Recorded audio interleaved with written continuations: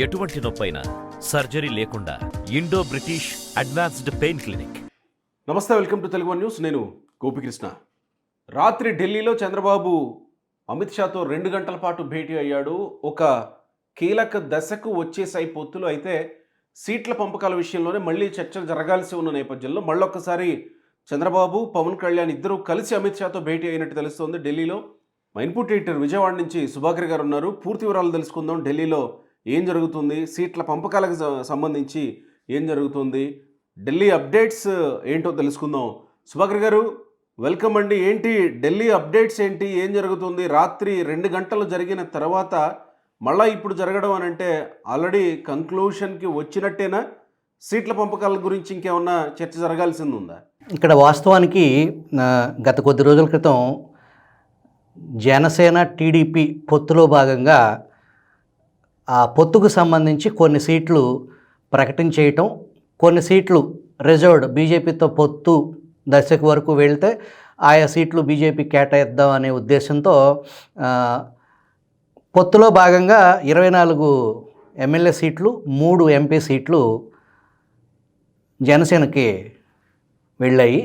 ఇకపోతే ఉన్న సీట్స్లో 18 ఎంపీ సీట్లు, 145 ఎమ్మెల్యే సీట్స్కి టీడీపీ పూర్తి ఫోకస్ పెట్టి, ఇక మిగిలిన ఈ 145 ప్లస్ జనసేన 23 కలిపితే ఇంకో 6 ఎమ్మెల్యే సీట్లు, ఈ 18 ఎంపీ సీట్లు టీడీపీ ఫోకస్ పెట్టిన 18 ఎంపీ సీట్లు, జనసేనకి కేటాయించిన 3 ఎంపీ సీట్లు పోతే ఇంకొక 4 ఎంపీ సీట్స్, 4-6 ఈక్వేషన్లో ఈ 4-6ని కన్విన్స్ చేసేదానికి వాటిట్లో కూడా పర్టికులర్గా పలానా సీట్స్, ఇక్కడ సీట్స్ నెంబర్ కంటే కూడా ఏ సీట్లు అనేది అత్యంత కీలకమైన అంశం. ఎందుకంటే నెంబర్ ఇచ్చినంత మాత్రాన, నంబర్ ఆఫ్ సీట్స్ ఇచ్చినంత మాత్రాన అవి గెలుపుకు దోహదపడేలాగా ఆ ఓట్ షేరు మారేలాగా ఉండాలి. ఎక్కడ బలం ఉంది, ఎక్కడ అవకాశం ఉంది అనే దానికి సంబంధించి గతంలో 2014 ఎన్నికల్లో జనసేన పవన్ కళ్యాణ్ మద్దతు ఇచ్చారు. ఆ ఎన్నికల్లో బీజేపీ టీడీపీ కలిసి పోటీ చేసింది. అప్పుడు 13 ఎమ్మెల్యే స్థానాల్లో 4 ఎంపీ స్థానాల్లో పోటీ చేస్తే 13 ఎమ్మెల్యేలకు గాను కేవలం 4 సీట్లు మాత్రమే బీజేపీ విజయం సాధించింది. 4 ఎంపీ సీట్లలో కేవలం 2 మాత్రమే విజయం సాధించింది బీజేపీ.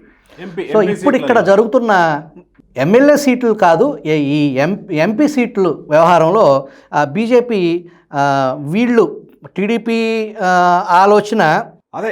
బీజేపీ కొన్ని అడుగుతుంది అంటే, బీజేపీ గతంలో పోటీ చేసిన 13 స్థానాలులో నుంచే 10 ఎమ్మెల్యే స్థానాలు బీజేపీ అడుగుతున్నట్టు, లేదు 6 స్థానాలు ఇవ్వడానికి సిద్ధం అన్నట్టు టీడీపీ అడుగుతున్నట్టు, ఇలా కొన్ని వార్తలు వస్తూ ఉన్నాయి. అసలు గతంలో పోటీ చేసిన 13 స్థానాలు ఏంటి, వాటిలో నుంచి ఏ 10 స్థానాలు బీజేపీ అడిగే అవకాశం ఉంది సుభాకర్ గారు? గతం 2014లో 13 అసెంబ్లీ స్థానాలకి పోటీ చేసింది బీజేపీ. అది 1 Ichchapuram, 2 Visakha north, 3 Paderu, 4 Rajahmundry urban, 5 Tadepalligudem, 6 Vijayawada west, 7 Kaikaluru, 8 Narasaraopet, 9 Nellore, 10 Santhanuthalapadu, 11 Madanapalli, 12 Kadapa, 13 Kodumur.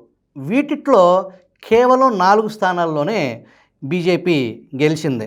ఆ 4 కూడా విశాఖ నార్త్ నుంచి విష్ణుకుమార్ రాజు, రాజమండ్రి సిటీ నుంచి ఆకుల సత్యనారాయణ, తాడేపల్లిగూడి నుంచి మాణిక్యాలరావు, కైకలూరు నుంచి కామినేని శ్రీనివాస్, ఈ 4 మాత్రమే విజయం సాధించారు.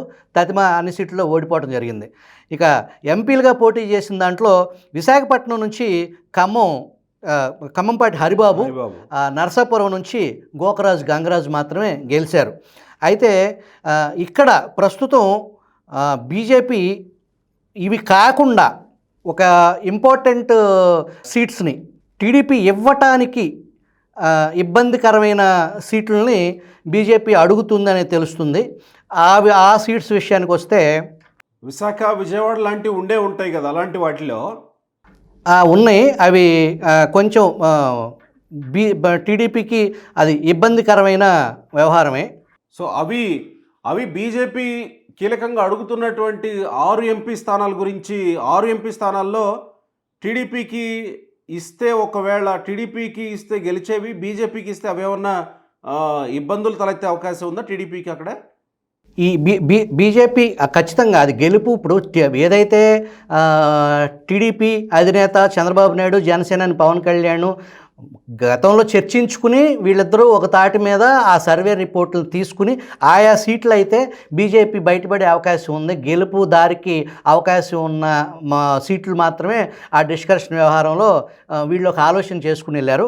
దానికి విరుద్ధంగా BJP Rajahmundry parliament, Narasapuram parliament, Vizag, Vijayawada, Hindupur, Araku వీటిని డిమాండ్ చేస్తున్నట్టు తెలుస్తుంది. ఇందాక మనం చెప్పుకున్నట్టు అసెంబ్లీ రాజంపేట, కడప, అరకు ఈ సీట్లని నరసాపురం కలుపుకొని టీడీపీ ఇవ్వడానికి సిద్ధంగా ఉంది. ఇక అసెంబ్లీ విషయం ఇవి ఇవ్వడానికి టీడీపీకి పెద్దగా అభ్యంతరాలు లేవు. నరసాపురం వరకు ఓకే. రాజమండ్రి, వైజాగ్, విజయవాడ, హిందూపూర్ అనేది ఇవి టీడీపీకి కంచుకోటకు సంబంధించిన వ్యవహారం. ఈ సీట్లు కోల్పోవడానికి టీడీపీ సిద్ధంగా లేదనేది మనకు అందుతున్న వార్త. అసెంబ్లీ విషయంకి వచ్చేటప్పటికి టీడీపీ కైకలూరు ఆఫర్ చేసినట్టు, ధర్మవరం, విశాఖపట్నం నార్త్, జమ్మలమడుగు, తిరుపతి, ఇక ఈస్ట్ గోదావరి, వెస్ట్ గోదావరిలో ఏదైనా 1-2 సీట్లు ఇంకా పెంచే పరిస్థితి ఆఫర్ చేసే అవకాశం ఉందనేది మనకి టీడీపీ వర్గాల నుంచి అందుతున్న సమాచారం.